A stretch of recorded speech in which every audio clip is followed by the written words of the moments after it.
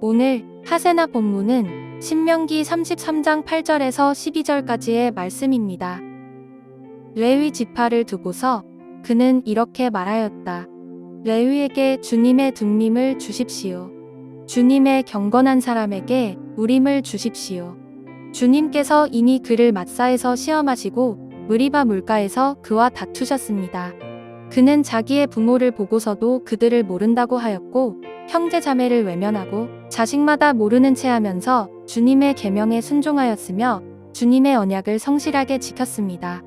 그들은 주님의 백성 야곱에게 주님의 바른 길을 가르치며 이스라엘에게 주님의 율법을 가르치며 주님 앞에 향을 피워 올리고 주님의 제단에 번제드리는 일을 계속하고 있습니다. 주님, 그들이 강해지도록 복을 베풀어 주시고 그들이 하는 모든 일을 기쁘게 받아주십시오. 그들과 맞서는 자들의 허리를 꺾으시고 그들을 미워하는 자들을 다시는 일어나지 못하게 하여 주십시오.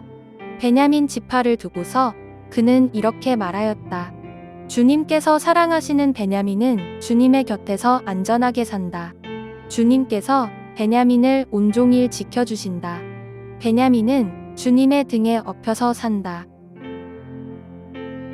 오늘 본문은 모세가 레위 지파와 베냐민 지파를 축복하는 말씀입니다. 레위 지파는 모세와 아론이 속한 지파이자 성막 예배를 담당했던 지파입니다. 건물의 무게중심을 잡아주는 중심축 같은 존재가 레위 지파였죠. 그래서 가장 긴 분량으로 축복을 하십니다.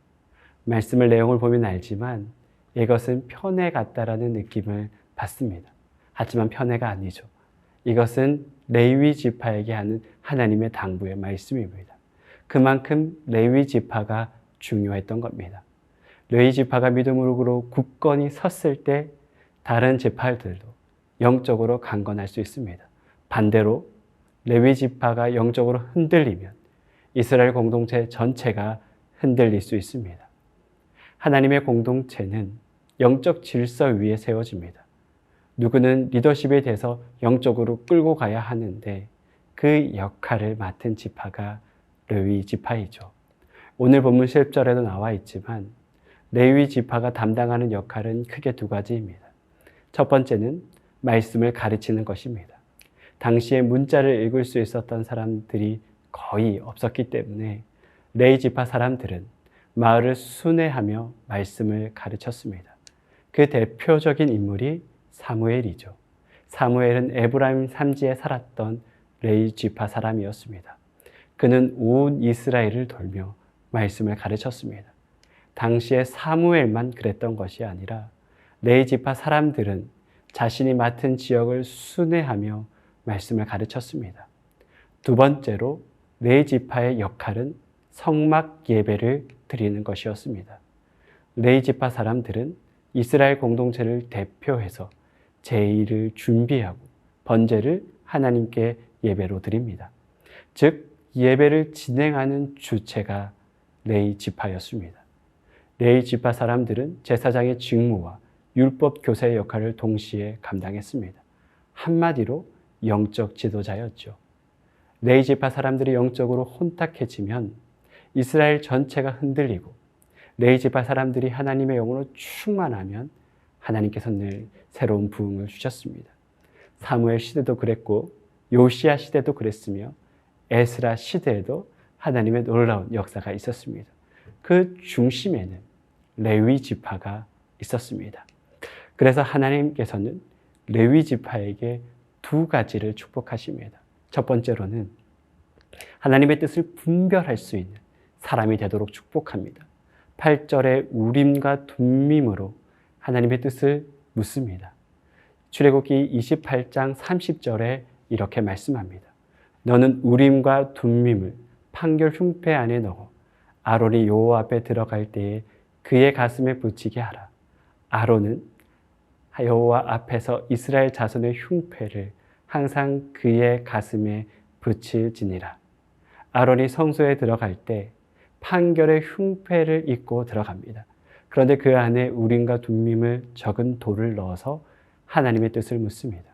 보통은 우림이 나오면 어떤 사안에 대해서 실행하라는 의미이고 둠밈은 실행하지 말라는 의미로 사용되었습니다. 이스라엘 백성들은 하나님의 뜻을 묻는 세 가지 방법이 있었습니다. 사무엘상 28장 6절에 이렇게 말씀합니다.